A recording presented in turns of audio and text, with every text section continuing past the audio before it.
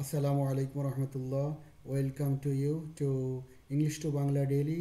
আমরা আজকে the daily star পত্রিকার একটি সংবাদ শিরোনাম সহ সংবাদ ইংরেজি থেকে বাংলায় অনুবাদ করব। আশা করি সাথেই থাকবেন। আজকে আমাদের শিরোনাম হলো spirited Bangladesh down India to retain title. Spirited Bangladesh, Bangladesh উদ্দীপ্ত। Down India to retain title, ভারতকে পরাজিত করে শিরোপা ধরে রাখার জন্যে। অর্থাৎ বাংলাদেশ ভারতকে পরাজিত করে শিরোপা ধরে রাখার জন্য উজ্জীবিত। এটি একটি সংবাদ শিরোনাম, এটা হচ্ছে news title.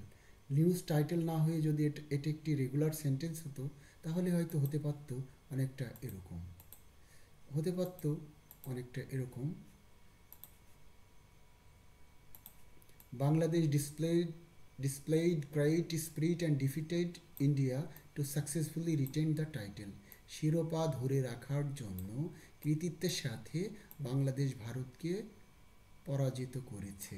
Bangladesh displayed great speed, Bangladesh বড় ধরনের তার উদ্দীপ্ততা দেখিয়েছে ভারতকে হারিয়ে শিরোপা ধরে রাখার জন্য। যদি রেগুলার সেন্টেন্স হতো এ ধরনের হতে পারত। আসুন আমরা সংবাদে চলে যাই।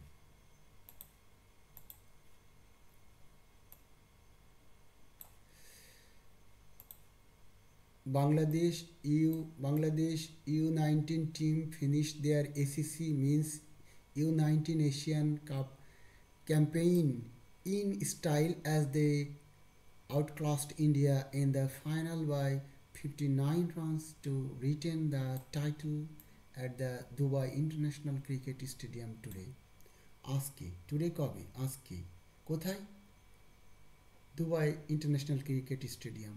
Dubai at the Dubai International Cricket Stadium, Dubai আন্তর্জাতিক ফুটবল স্টেডিয়ামে কী হয়েছে? Bangladesh under 19 team finished, Bangladesh অনূর্ধ্ব 19 টিম শেষ করেছে their ACC means under 19 Asia Cup campaign, তাদের অনূর্ধ্ব এশিয়ান কাপ। ক্যাম্পেইন শব্দের অর্থ হচ্ছে অভিযান। বিভিন্ন ধরনের অভিযান হয়, তার মধ্যে অভিযান হতে পারে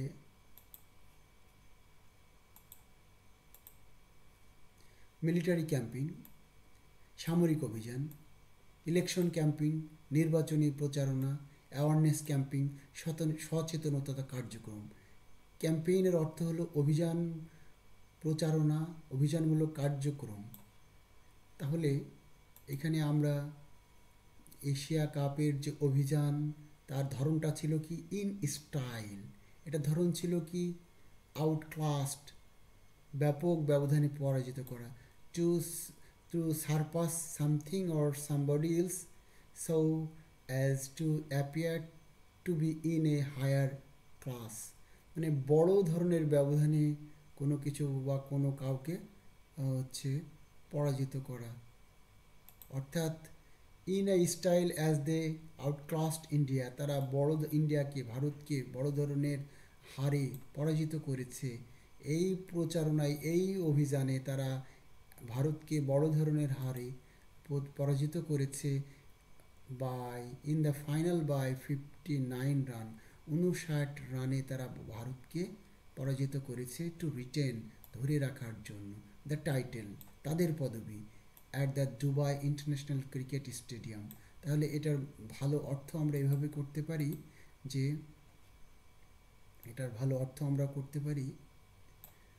বাংলাদেশ অনূর্ধ্ব 19 দল তাদের ক্রিকেট কাউন্সিলের অনূর্ধ্ব 19 এশিয়া কাপ অভিযানে আজকের ফাইনালে 59 রানে ভারতের উপর জয়লাভের মাধ্যমে অসাধারণ স্টাইলে শেষ করেছে এবং দুবাই আন্তর্জাতিক ক্রিকেট স্টেডিয়ামে তার শিরোপা ধরে রেখেছে। আসুন আমরা পরবর্তী সংবাদে চলে যাই। এখানে বাংলাদেশ আন্ডার 19 টিম ফিনিশ দেয়ার এসিসি মিন্স, এখানে টিমটা হলো হেডওয়ার্ড এবং মডিফায়ার হচ্ছে বাংলাদেশ আন্ডার 19, এটা হলো হেডওয়ার্ড। এবং পরবর্তীতে বলা হচ্ছে the bowler showed great character. এই বোলাররা তারা বড় ধরনের চারিত্রিক দৃঢ়তা প্রদর্শন করে, গ্রেট ক্যারেক্টার। তারা বড় ধরনের চারিত্রিক চরিত্র প্রদর্শন করে, ক্যারেক্টার। ইন ডিফেন্স, পরাজিত করে বা প্রতিরক্ষা করে, partly total of 198 runs as they dismissed Indian for 139 runs in 35.2 over. অর্থাৎ অর্থাৎ ভারতকে বোলাররা 198 রানের একটি অল্প টার্গেট, একটা ছোট টোটাল অফ পার্ট 198, একটা অল্প রানের টার্গেট, যেটা কিনা ছিল 198 রানের টার্গেট নিয়ে 35.2 ওভারে 139 রানে ডিসমিসড, পর্যস্ত করে ইন্ডিয়াকে 35.2 ওভারে 139 রানে পর্যস্ত করে, যেখানে তাদের রানের লক্ষ্যমাত্রা ছিল সংক্ষিপ্ত একটা লক্ষ্যমাত্রা, পার্টলি টোটাল অফ 198, যেখানে তার অল্প যার লক্ষ্যমাত্রা ছিল 198 রান। এটা অর্জনে the bowler showed great character. এইটা অর্জনে এই বোলাররা দৃঢ়তা প্রদর্শন করে ইন ডিফেন্স ভারতের মোকাবেলায়।